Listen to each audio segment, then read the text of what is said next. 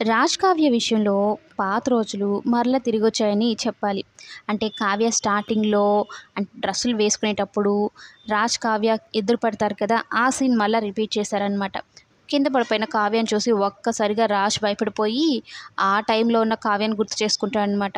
"ఏంటి విగ్రహంలాగా అలా చేయి పెట్టున్నావు దించ" అంటూ మాట్లాడుతూ ఉంటాడు. అలాగే వాళ్ళిద్దరు గొడవలకి చుట్టుపక్కల వాళ్ళందరూ వచ్చేస్తారు. వీళ్ళ మాటల్లోనే అర్థమైపోతుంది వాళ్ళకి భార్యాభర్తలని. పాతవి కూడా తవ్వుకొని మరీ గొడవ పెట్టుకుంటున్నారని వీళ్ళు ఖచ్చితంగా భార్యాభర్తలని అక్కడి నుంచి వెళ్ళిపోవాలని చూస్తూ ఉంటే, "ఏంటి వెళ్ళిపోతున్నారు? ఏదో ఒక సీన్ క్రియేట్ చేయాలి కదా! నా దగ్గర డబ్బులు గుంజాలి కదా!" అన్నట్టు రాజ్ మాట్లాడుతూ ఉంటాడు. ఇంతకీ మీరిద్దరు భార్యాభర్తలా అని వాళ్ళడిగితే, నాకేం సంబంధం లేదు. తాళైతే నేనే కట్టాను కానీ అదెవరితో నాకు తెలీదు" అంటే, "ఓహో! ఈ తాళి కట్టిన పుడింగి ఎవరు?" అన్నట్టు కావ్య మాట్లాడడంతో రాజ్‌కి కోపమొస్తుంది. ఇక మాట మాట పెరుగుతుందనమాట. వీళ్ళ మధ్యలో మనం ఎందుకులే అని చుట్టుపక్కల వాళ్ళు కూడా వెళ్ళిపోతారు. "ఏంటే ఏమంటే అయ్యి అంటున్నావు" అంటే, "అవును మీరు 100 అంటే నేను 101 అంటాను.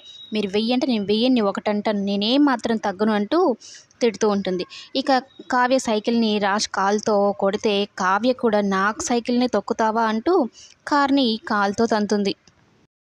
వీళ్ళిద్దరు గొడవ చూస్తున్న చుట్టుపక్కల వాళ్ళు కూడా ఇప్పట్లో ఇది అయ్యేది లేదు. వీళ్ళ మధ్యలో మనం వెళ్ళకూడదని అక్కడి నుంచి వెళ్ళిపోతారు. ఇప్పటితో ఎండ్ అయ్యేలాగా లేవు రాజ్, కావ్య గొడవలు.